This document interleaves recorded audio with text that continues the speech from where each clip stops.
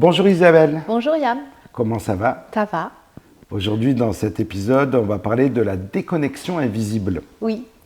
Qu'est-ce qui te fait dire qu'une personne n'est plus vraiment là alors qu'elle continue à fonctionner? Elle continue à fonctionner, pour elle, tout va bien. En fait, elle voit pas le problème, on va dire, elle voit pas les problèmes, mais elle continue à fonctionner sur un mode automatique. Tu sais, un peu, on dit des fois, tu es en mode robotique, automatique. Dans le sens où elle fait les choses par habitude, elle va prendre des décisions par habitude, parce qu'il y a quelque chose dans son système, dans ses systèmes qui va être bloqué, où elle va avoir des problématiques. Et du coup, pour se préserver de ne pas y aller, si tu veux, c'est un petit peu comme s'il y avait quelqu'un qui prend les commandes de ton véhicule et qui agit en mode automatique au lieu de passer les vitesses manuellement. Tu sais, comme un peu quand tu vas toujours au même endroit au travail, tu ne regardes pas vraiment le paysage, tu ne regardes pas les étapes où tu es passé, et puis tu te retrouves au travail, des fois tu ne sais même pas comment, tu vois. Alors que si tu changes volontairement de route, de chemin, bah, tu vas faire plus attention. Et donc c'est un peu dans cet état, si je peux donner un symbole, dans lequel la personne se situe. C'est une forme de protection. C'est vraiment une forme de protection. Est-ce qu'on n'est pas tous à un moment donné de notre vie en mode automatique? Tout à fait, bien sûr. Plus ou moins, on va dire, tu vois. Mais quand il y a des gens, si on prend notre exemple de la voiture, il y a des gens, ils vont aller de Lyon à Marseille. Si tu es très préoccupé, tu vas arriver à Marseille, tu vas dire waouh. Alors que si tu es attentif à ce qui se passe dans le moment présent, tu vas voir les panneaux, tu vas voir ta vitesse, tu vois. Et oui, on est des fois dans cet état-là. Mais plus tu cumules des problématiques, plus tu as tendance à te protéger de cette manière-là, en fait. C'est le cerveau qui se met en mode protection. Quels sont les signaux faibles que même la personne elle-même ne remarque pas? Eh bien, elle va être plus lente dans sa réflexion. Elle va... imagine, elle les voit moins. C'est compliqué à expliquer parce que la personne, elle ne s'en rend même pas compte. Donc, tu vas être plus lent dans tes décisions. Tu vas des fois pas savoir quoi faire. Tu vas te sentir un peu perdu. C'est comme un flou. C'est comme si tu avais un film devant tes yeux, mais là, du coup, c'est pas à l'extérieur, c'est vraiment à l'intérieur parce que tu peux pas être en contact avec tes ressentis.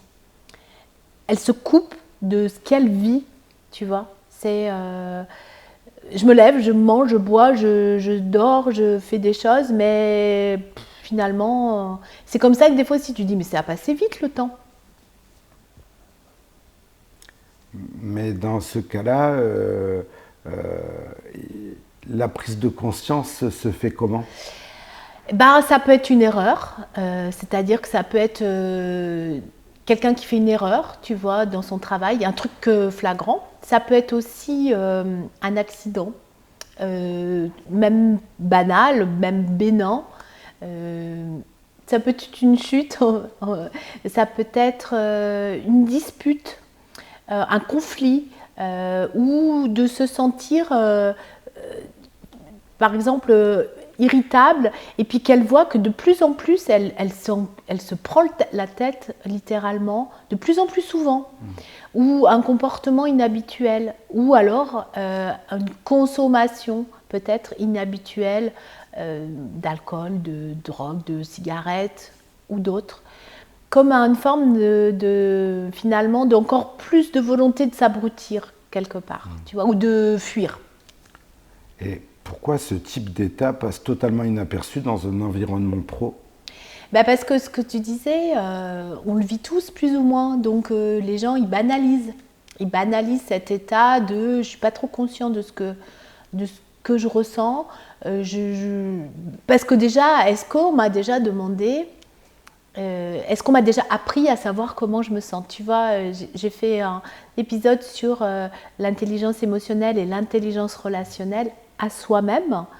Et donc, est-ce qu'on nous a appris à se dire, à faire un body scan chaque matin en se levant Bon, comment je me sens dans mon corps? Est-ce que c'est tendu? Est-ce que c'est serré? Est-ce que je me sens bien? Est-ce que j'ai les idées claires? Est-ce que ma vie est vraiment celle que j'ai envie de vivre? Jamais.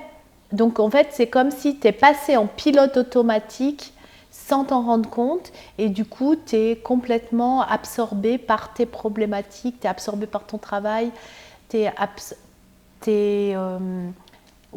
tu deviens quelqu'un d'autre, j'ai envie de te dire. Et est-ce que continuer à performer peut masquer un vrai désalignement intérieur? Oui, ben oui, parce que du coup, tu vas chercher.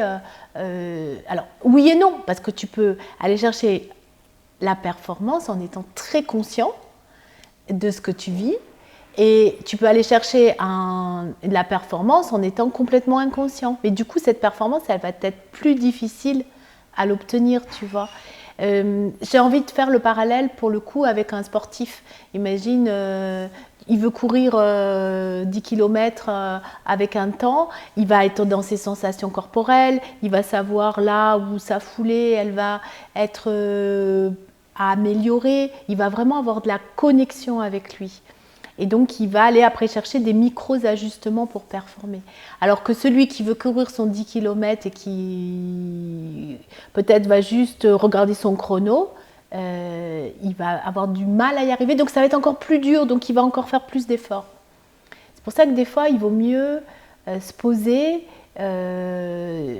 prendre du recul sur ce qu'on vit, plutôt que de vouloir atteindre un objectif à tout prix. Et à quel moment ça devient risqué de continuer comme ça? Ben, c'est la santé, je l'ai souvent dit, hein, c'est la santé qui va être impactée parce qu'à un moment, le corps, il peut pas. Ton mental peut vouloir des choses et à un moment, le corps, quand il est trop au bout, il va faire des signaux. Ça peut être la maladie, ou la dépression. Et la dépression, il y a des gens, ils sont dépressifs et ils continuent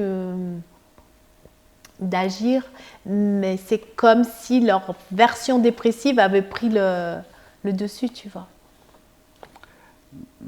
Il n'y a qu'à voir le taux de consommation d'anxiolytiques Oui. dans le milieu professionnel en France. Je crois Oui. qu'on est des champions Oui, c'est en ça. consommation. Oui, c'est ça, tu vois. C'est très étonnant. En plus, c'est très étonnant de l'extérieur quand on ressent quelque chose sur quelqu'un et que la personne elle-même, elle ne le voit pas sur elle-même, tu vois. Donc, c'est difficile d'avoir cette prise de conscience. J'en avais un échange là avec une personne et elle disait c'est le plus difficile, cette prise de conscience, que tu es déconnecté de toi.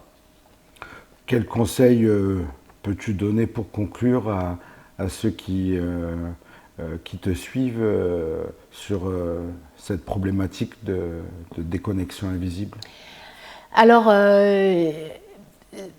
là, tu vois, quand on parle, le mot déconnexion, on l'entend pour la déconnexion avec les réseaux, et c'est un peu ça, c'est-à-dire déconnexion, puisque c'est aussi une fuite d'être tout le temps en train de scroller. Tu vas demander aux gens, qu'est-ce que tu as vu là? Ils ne pourront pas te dire, tu vois, quel poste, finalement rien. Donc ça serait déjà, en te levant, te demander comment tu te sens. Comment tu te sens dans ton corps? Est-ce que c'est tendu? Est-ce que c'est fluide? Est-ce que c'est léger? Est-ce que tu te sens fatigué? Est-ce que tu as bien dormi? Est-ce que tu as... comment tu te sens dans ton corps? Et puis, de te dire peut-être en fin de journée, comment à nouveau, tu sais, comme une sorte de... comment dire, un check, tu vois, check au départ, check à l'arrivée. Et puis... moi, je vois, j'ai des petites habitudes le matin. C'est pas les morning routines, mais je remercie aussi, tu vois, une bonne journée. J'ai déjà aussi dans ma journée mon planning de ce que j'ai à faire. Du coup, tu es en joie, j'espère, la plupart du temps. Si déjà, à l'idée de ta journée, tu te dis pas envie, quoi, pas envie, et ben c'est que il y a déjà une déconnexion qui va se faire, puisque tu vas y aller avec le pas envie. j'imagine quand tu te mets à travailler sur un projet, tu es tellement passionné par ce que tu fais qu'il n'y a jamais le pas envie, enfin, par rapport à l'activité. Donc c'est vraiment, oui, cette dose d'énergie personnelle. Et donc si tu n'es pas dans cette envie, on a tous des choses qu'on a à faire, qu'on aime moins, mais ça ne doit pas être la majorité. Oui. Ça ne doit pas être la majorité, ou du moins, si par exemple, tu aimais énormément ce que tu fais, puis qu'à un moment tu vis quelque chose personnel, qui fait que tu n'as pas envie de faire ce que tu aimais avant, là c'est un gros red flag, c'est qu'il y a quelque chose qui ne va pas, quoi. L'important c'est d'avoir une prise de conscience en fait. Ouais, c'est ça. Et c'est le plus difficile. C'est vraiment le plus difficile, la prise de conscience. Parce que c'est inconscient justement d'être dans cet état-là. Et donc, il y aurait se rappeler pourquoi on fait les choses. J'ai envie de dire que ce serait un peu comme un rendez-vous avec soi. Tu vois, d'avoir ces rendez-vous avec soi, où tu ferais un point, ça pourrait être une liste de questions, tu vois, donc comment je me sens dans mon corps, quelles sont mes pensées les plus récurrentes, à quoi je pense le plus souvent, quels sont les mots que je dis le plus souvent, est-ce que je suis en train de dire c'est difficile, tu vois, tous ces mots qui seraient pas très positifs, on va dire. Et l'énergie que j'ai pour faire les choses. Merci beaucoup Isa. Avec plaisir.